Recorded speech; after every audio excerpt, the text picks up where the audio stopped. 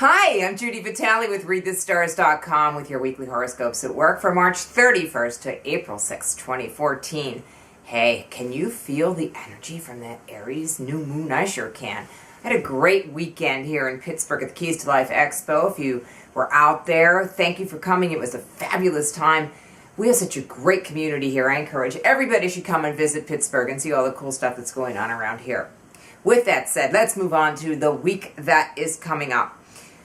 I've been kind of talking to you about April and saying April is going to be a little bit tumultuous. Well, the stirring of what is to come in the second and third week of April is beginning this week because the sun is making its way through Aries. And if you remember, we have Uranus up in Aries and it's in a square with Pluto, kind of creating a lot of conflict and an impetus for change.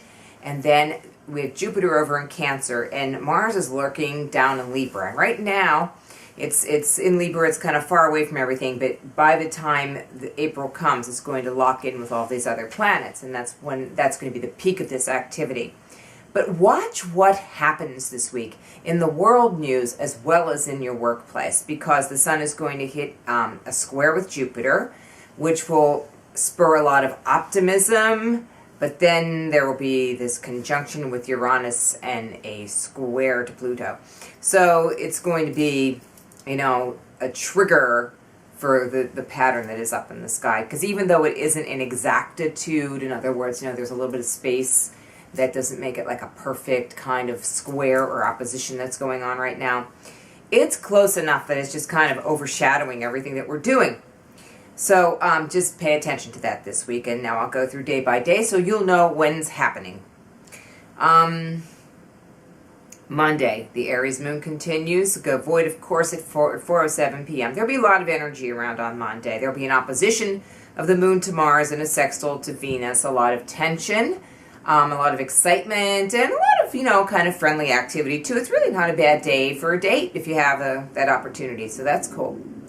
Tuesday, the moon goes into Taurus at about 1:20 a.m., and so we're going to have a little bit of a calm mood going on. But at the same time, we'll have the sun making a square to Jupiter on Tuesday. And so that's this exuberance. So Tuesday's a really good day for business. It's also a good day for relationship as well. But, you know, you're going to want to do something that is building out of faith rather than something that you have to do a lot of detail work on. Because right now we're just taking a gigantic paintbrush and painting a very rather beautiful picture of what we hope the future will be.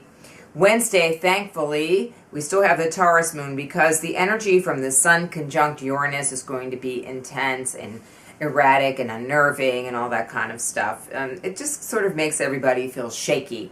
What's really happening is that Uranus is trying to inspire us, so be open to that inspiration. Be quick to take in the ideas, but take your time about really acting on them, okay? And then we have Mercury trine Saturn on the same day, Wednesday, so that's going to be a relaxed kind of way of thinking. On Thursday, we have the moon void, of course, at 2:30 a.m. until 7:48 a.m. when it goes into Gemini. Talk. People are going to be talking and talking and talking, but boy, watch what you say, because the sun was going to come into a square with Pluto. And when that happens, there are power struggles. So the things that you say may spark arguments that you really don't want to start. So I would also, I know this sounds like I'm giving you health advice, and I'm no doctor, but lay low on the caffeine on Thursday, because that's the kind of thing that's really going to exacerbate the conditions that are already there for us to deal with. On Friday, the Gemini moon continues along. It sextiles Uranus, sextiles the sun, and trines Mars. That's also a really good day for getting some business done, especially if you've had anything to do with technology in your work or your job. That's going to work out really good. On Saturday, we have a void, of course, moon from 10:55 until 5:40 p.m. And that's just a good time to kind of lay back, do whatever you feel like doing. And then after that, the Venus is going to move into Pisces. So the way that we express ourselves emotionally is going to soften, and people are going to be a little sweeter, but also a little bit dreamy. So, you know, if you're in a new relationship, try not to let all of your guard down. You know, still make sure that you're walking in with your eyes open to whatever it is, even if it's a business relationship. And then on Sunday, we have the Cancer moon. It's a great day for eating. And just watch you not eating because you're stressed out. The moon is going to be conjoined with Jupiter, and that's good. Okay, that's like good energy. But that square to Uranus and the opposition to Pluto is going to come in there. I think this is going to be a day where we see the whole configuration from a positive standpoint, embracing change and that sort of thing. And maybe that's what we have to do, is we hang on and fasten our seatbelts, batten down the hatches, and do all the other stuff that we're going to need to do as April comes. And that's no April Fool. That's what I've got for you this week. Again, I'm Judy Vitale. You can write and get your own private video reading from me on readthestars.com. Click on private video readings, fill out the form, and we'll go from there. It's $19.95 for 5 to 7 minutes of me reading your chart, dedicating myself to you for that period of time. You can also email me at judi@readthestars.com if you have any questions or comments. Check out the YouTube channel, of course. If you're getting this just from the website, we've got a whole bunch of video up there.